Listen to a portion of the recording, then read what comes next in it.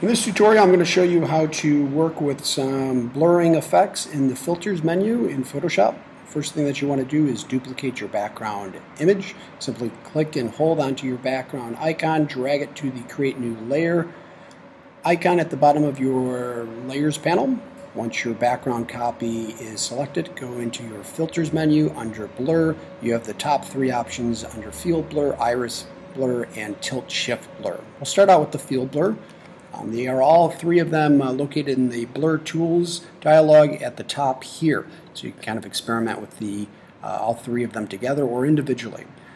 Field blur is a very simple effect where you're just simply increasing or decreasing the overall blur of the picture. So there's really not much to it.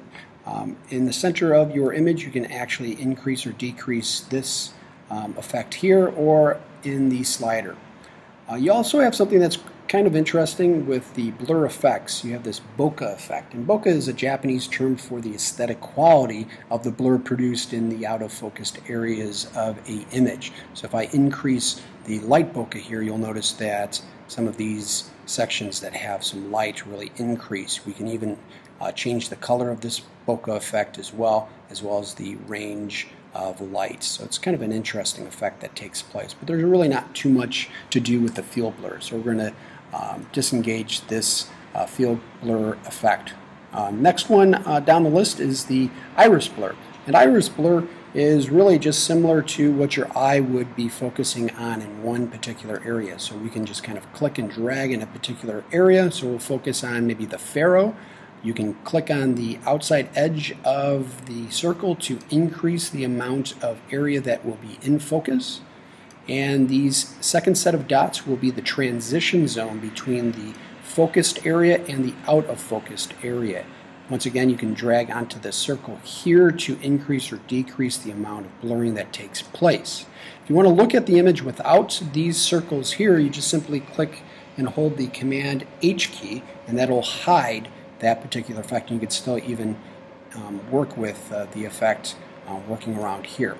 Once again, you can then decrease or increase that effect here and play around with the light bokeh as well. So this is kind of an interesting effect that you're working with. I'll press the Command H key to see these effects that you can work with here.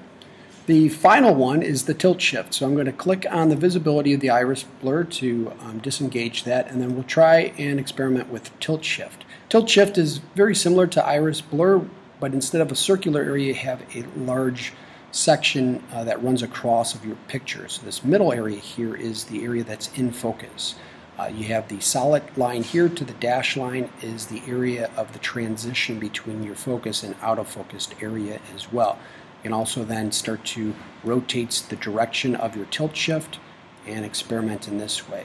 Once again, you can play around with the bokeh effect and work with additional blurs right on top of each other. So I have my iris blur and my tilt shift kind of working together with both of these.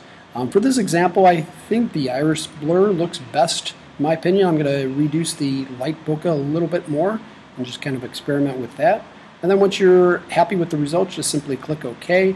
And then again, you're in this background copy, and you can even push down the opacity or the amount of that blurring to take place, so you kind of have this kind of ghostly glow between this as well. So you can work with the iris, tilt shift, and field blur in the filters menu.